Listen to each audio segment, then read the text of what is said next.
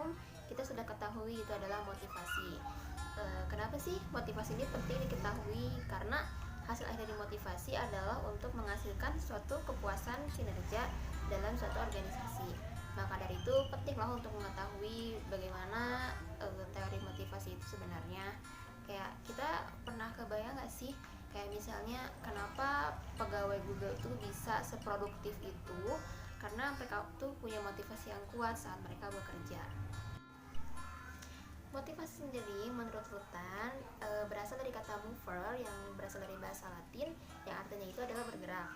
Motivasi itu merupakan suatu proses yang dimulai dari adanya kekurangan psikologis atau kebutuhan yang menimbulkan suatu dorongan dengan maksud mencapai suatu tujuan atau insentif. Jadi motivasi itu muncul karena adanya dorongan. Nah, proses dari motivasi ini tuh punya basic. Yang pertama ada karena dasar kebutuhan, dasar dorongan, dan kemudian ada dasar insentif. Motivasi atau dorongan kepada karyawan untuk bersedia bekerja sama demi tercapainya tujuan bersama ini terdapat dua macam. Yang pertama ada motivasi finansial, tentunya yaitu dilakukan dengan memberikan imbalan finansial kepada karyawan yang biasanya imbalan tersebut disebut insentif. Kemudian ada motivasi non finansial, yaitu dorongan yang diwujudkan. Motivasi atau dorongan kepada karyawan untuk bersedia bekerja bersama demi tercapainya tujuan bersama ini terdapat dua macam. Yang pertama itu ada motivasi finansial yang tentunya dicapai dengan imbalan yang disebut dengan insentif. Kemudian ada juga motivasi non finansial, yaitu dorongan yang diwujudkan tidak dalam bentuk finansial atau uang, tetapi diberikan beberapa hal seperti pujian, penghargaan, perdekatan manusia, dan lain sebagainya. Sekarang kita masuk ke teori motivasi. Yang pertama itu ada teori motivasi isi. Di sini tuh ada teori tentang tata tingkat kebutuhan, di mana setiap individu itu memiliki needs, yang dimana di situ adalah kebutuhan, dorongan intrinsik dan ekstrinsik faktor, yang permunculannya sangat terkait dengan kepentingan individu. Nah, menurut Maslow sendiri ada 5 needs dari setiap individu. Yang pertama itu ada physiological needs atau kebutuhan yang bersifat biologis. Terus ada safety needs atau kebutuhan rasa aman. Yang ketiga itu ada social needs atau kebutuhan sosial. Yang keempat ada esteem needs atau kebutuhan akan harga diri. Yang kelima itu ada self actualization atau akuisisi kebutuhan. Maslow sendiri mengelompokkan kelima kebutuhan itu dari tingkat yang paling rendah sampai ke tingkat yang paling tinggi.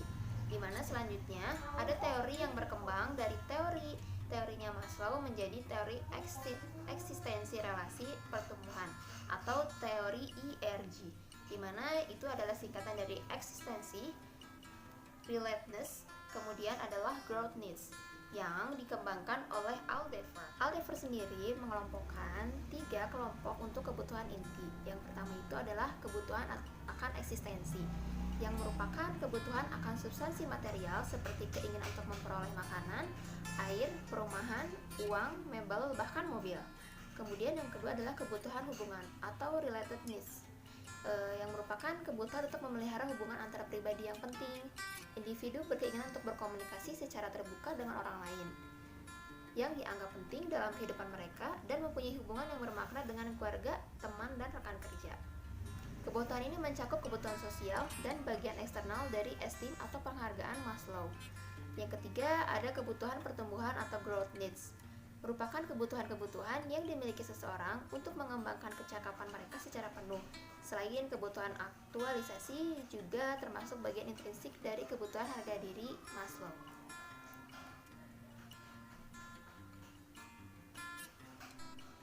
Dari teori Aldefer tadi berkembang lagi ada pula teori 2 faktor yang diteliti oleh Herzberg yang menghasilkan 2 kesimpulan khusus mengenai teori-teori yang telah disebutkan di atas. Yang pertama, serangkaian kondisi ekstrinsik yaitu kondisi kerja ekstrinsik seperti upah dan kondisi kerja tersebut bersifat ekstern terhadap pekerjaan seperti jaminan status, prosedur, perusahaan, mutu, supervisi, dan mutu hubungan antara pribadi di antara rekan kerja. Serangkaian kondisi intrinsik yaitu kondisi kerja intrinsik seperti tantangan pekerjaan atau berprestasi, melakukan pekerjaan yang baik, terbentuk dalam pekerjaan itu sendiri. Jadi menurut teori dua faktor itu hanya ada dua faktor motivasi, yaitu adalah intrinsik dan ekstrinsik.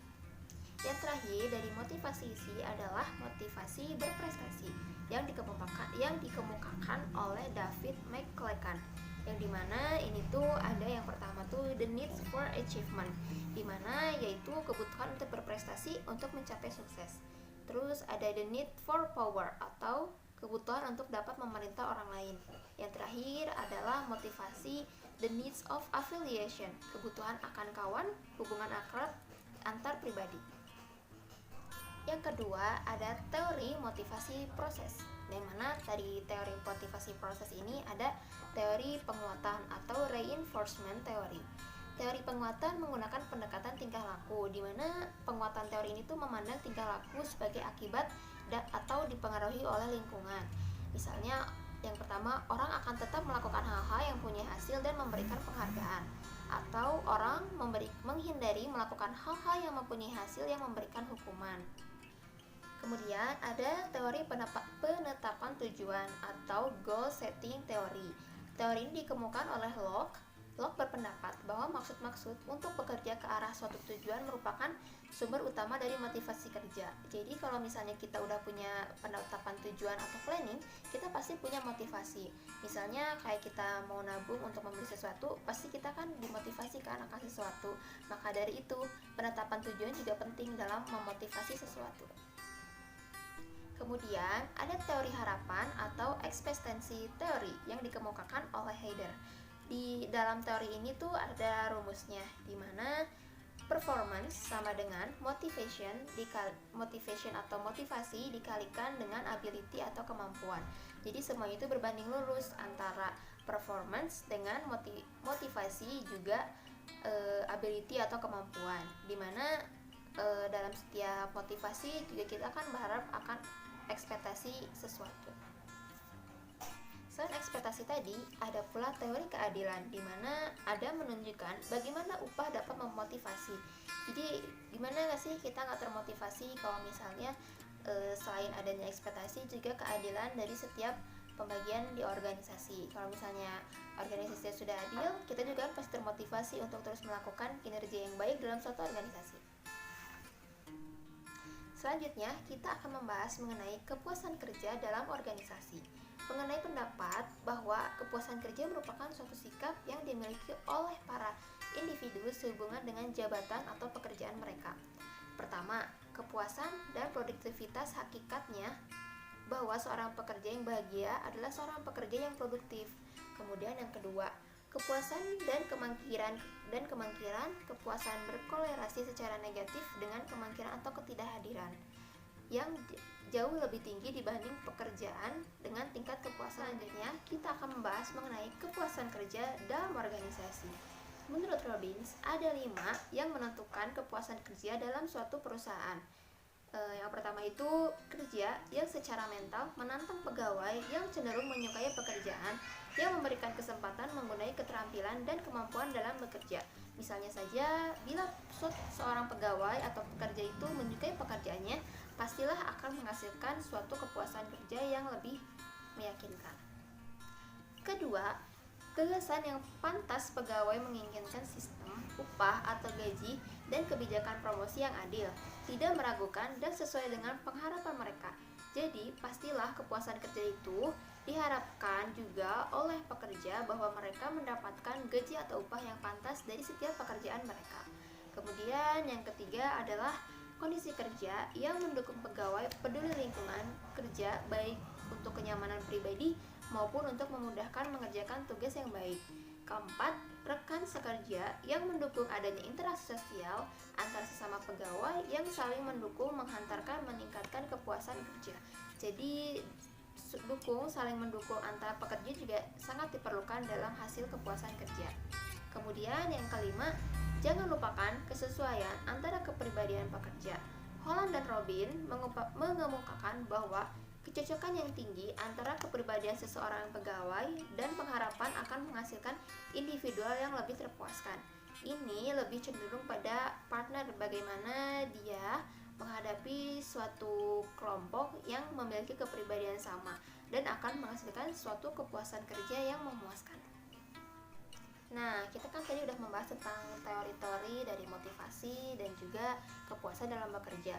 Di sini aku juga baca sebuah penelitian dari PT Kebun Agung Malang tentang karyawan-karyawannya mengenai pengaruh motivasi kerja terhadap kinerja yang dilakukan oleh Ustrinani Yunarifah dan Lili Kustiani, yang hasilnya adalah motivasi dan hasil kinerja itu sangat penting. Bahkan dalam penelitian mereka menghasilkan bahwa saat karyawan atau pekerja mereka termotivasi, itu pun berpengaruh pada tingkat produktivitas maupun hasil dan kualitas dari gula di pabrik mereka. Jadi, kesimpulannya dari teori dan juga hasil penelitian adalah salah satu aspek dalam peningkatan kinerja karyawan adalah dengan pemberian motivasi atau daya perangsang kepada karyawan. Dengan istilah populer sekarang, pemberian kegairahan bekerja kepada karyawan. Karena dari hasil motivasi yang tinggi pula akan menghasilkan kepuasan kerja yang baik, di mana antara perusahaan dan juga pegawai atau pekerja saling puas dengan hasil kerja.